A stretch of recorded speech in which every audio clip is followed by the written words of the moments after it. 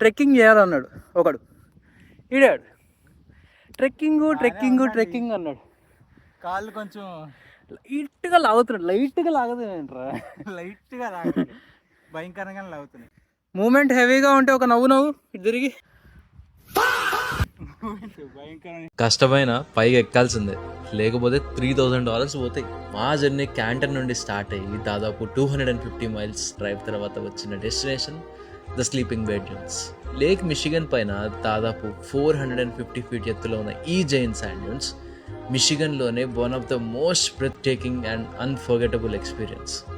మరి $3,000 ఏంటి, ఆ ట్రెక్కింగ్ ఏంటి, అల్సట్ ఏంటి చూసేద్దామా?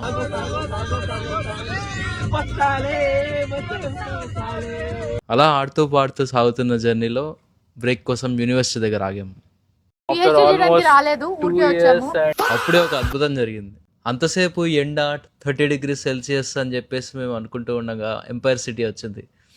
ఆ సిటీ మొత్తం పొగతో నిండిపోయింది. ఫైర్ అనుకున్నాం, కానీ కట్ చేస్తే అది మంచే. ఆ తర్వాత వచ్చిందండి ఈ సీనిక్ డ్రైవ్.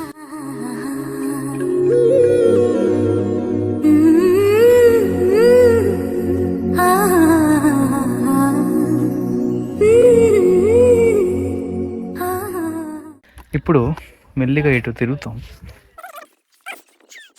కిందికి వెళ్ళి పైకి తిరిగి వస్తాం లేదా చెప్తాము. దూరం వచ్చాక మాకు అర్థమైంది ఏంటంటే ఏడుపు వచ్చేస్తుంది ఒక్క.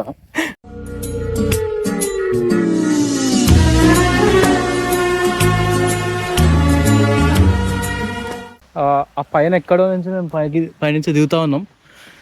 ఇంకా ఇంత దిగేది ఉంది. డౌన్ ది శాండ్ మేము కిందికి వచ్చాం.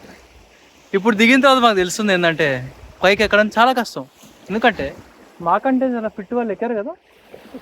సో వాళ్ళని చూసాకైతే గివెన్ ద డెడ్ లైన్ మేము యాజ్ సూన్ యాజ్ పైకి స్టార్ట్ అవ్వాలి. లేకపోతే చీకట్లో ఏ మట్టిలో నుంచి ఏ మనిషి వచ్చాడు అనుకో మెంటల్ వచ్చి పడి నొక్కుతుంది అనమాట. సో అక్కడి నుంచి అక్కడికి వెళ్ళాలంటే ఇలా ఎక్కాలి. ఏం కంగారు పడకు, నేను ఎక్కడ మొదటిసారి నేను చూడు ఎలా ఉన్నాను.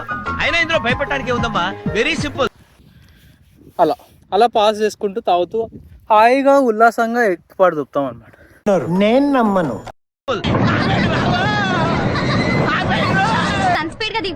రాగాలు పైకి తంటున్నాయమ్మా.